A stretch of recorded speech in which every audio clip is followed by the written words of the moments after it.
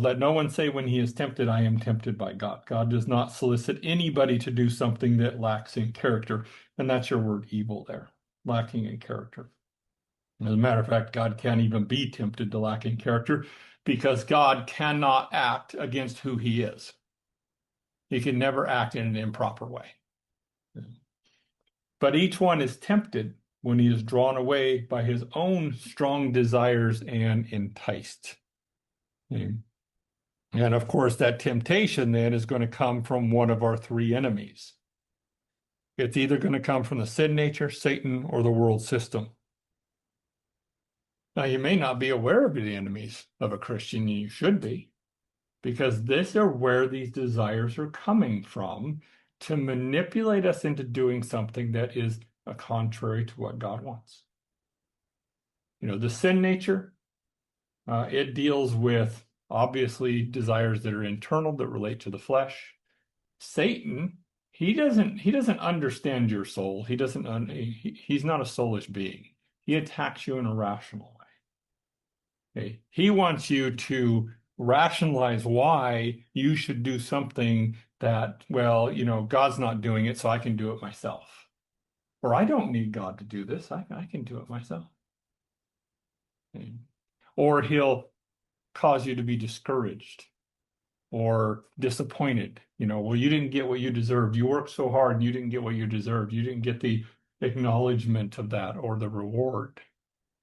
He'll do those kinds of attacks. The world system, on the other hand, the world system is designed to pacify the sin nature. But pacify it in the sense of like a baby who's rocked in his mother's arms. That's actually the way the world system deals with it. That's where you're going to get into politics and commerce and culture and all of these things that are going to cause a person to be distracted from what they really should be paying attention to. You look at politics, well, you can get really angry at politics really quickly. And unfortunately, a Christian who gets involved in politics, that never ends well. Because politics are designed to control you. They're designed to keep your mind focused on politics and not on scripture and not on what is going on. So we need to learn how to have victory over them, identify their desires and how to have victory over them. So a desire is going to come, could simply be like a desire to lie. Now we know a desire to lie comes from Satan. That crosses our mind, that to lie. That thought in and of itself, not an issue. What becomes a problem is when we then decide, yeah, in this situation, I'm going to lie.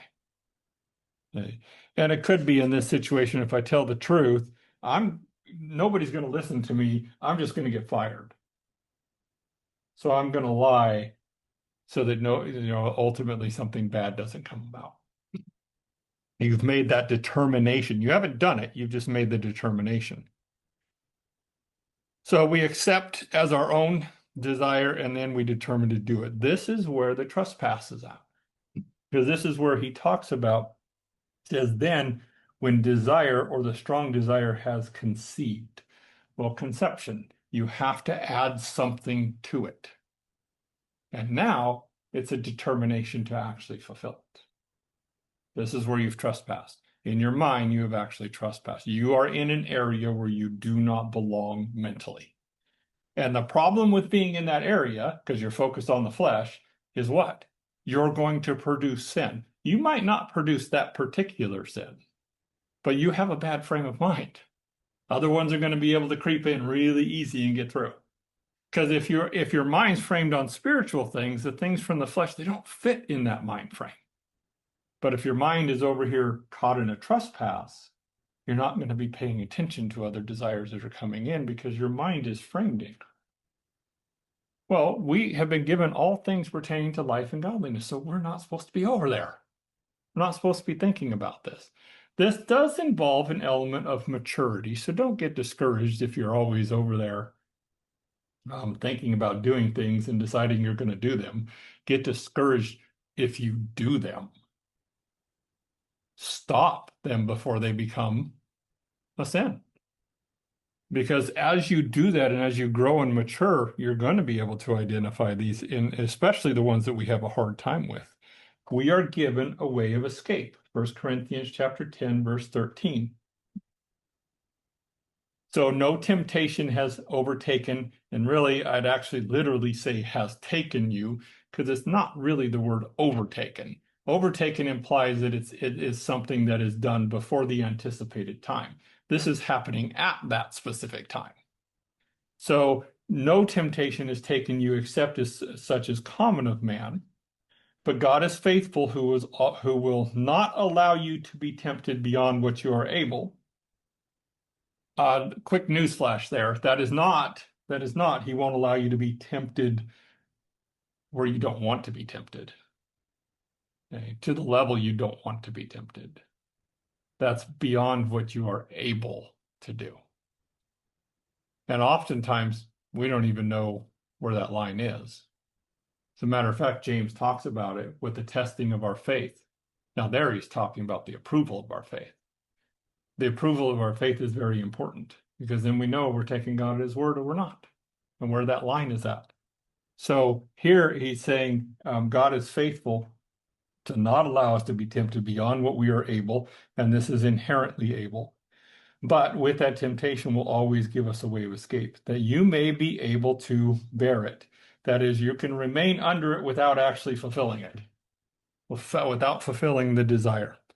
And that goes right back, by the way, to the defenses we have against our three enemies. We already have those things. Okay? When Satan attacks us, don't go praying for God to send Satan away. And that might seem odd to some people, but God has given you the armor. Put the armor on and stand firm.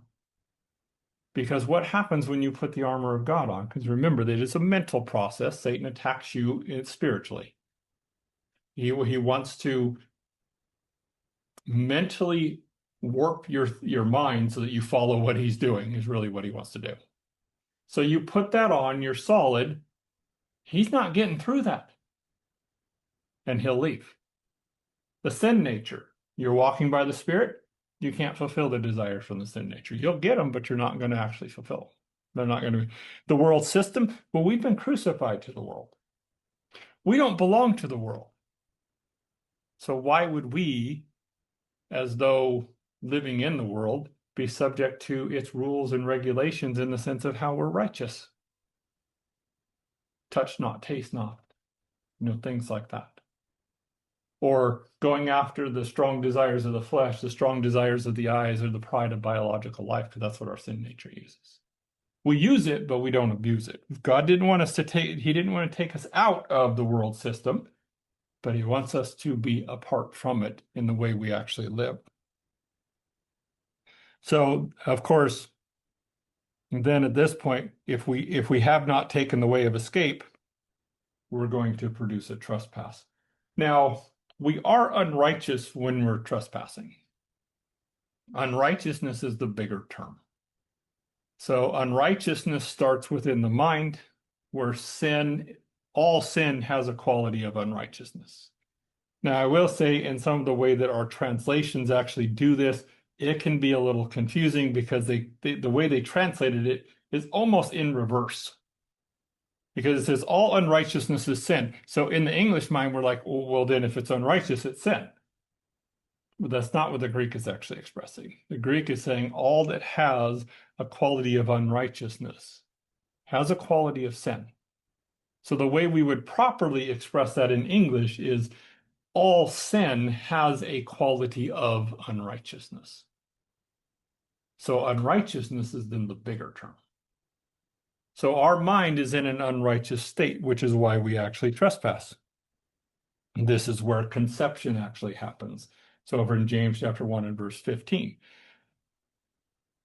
Now, back over in Galatians chapter 6 and verse 1, this is where the person is who is caught up in a trespass. They're overtaken by this trespass. It's within their mind that they've made a determination that they're going to do whatever it is. And this could be somebody who is, by the way, just a prolific liar. And I'm talking about a Christian, but they will lie. about everything for no reason at all. Why? Because in their mind, they're already overtaken by that desire to do that. Okay. And they need, in some cases, they need some assistance to, it might even be realize that they're doing that. Because sometimes they just get so accustomed to it, that's just the way it is. And start realizing, no, you're actually not telling the truth, you're actually lying. Sin, then, of course, is the result of conception. And in James 1:15, it goes on. Then, when desire has conceived, it actually births sin. So sin is exterior again. It's coming out. Now, again, sin is an action. It is not in the mind. 1 Corinthians chapter 6 and verse 18 specifically says this, flee fornication, for every sin that is a man does is exterior, outside of the body. I will jump over, by the way, over into Matthew, what is it, 5? It's around 5:17, because a lot of people will try to use this area. Actually, it might be a little bit further down there. I do always forget where this one's at, but it's talking about when a man is looking at a woman and he commits adultery. So this is actually in 27. I want you to understand what's going on here. Number one, many of our translations add the word sin in here, but it's not in this context. He's not talking about sin. Okay. In verse 27, so this is Matthew chapter 5 and verse 27, you have heard that it was said to those of old, you shall not commit adultery.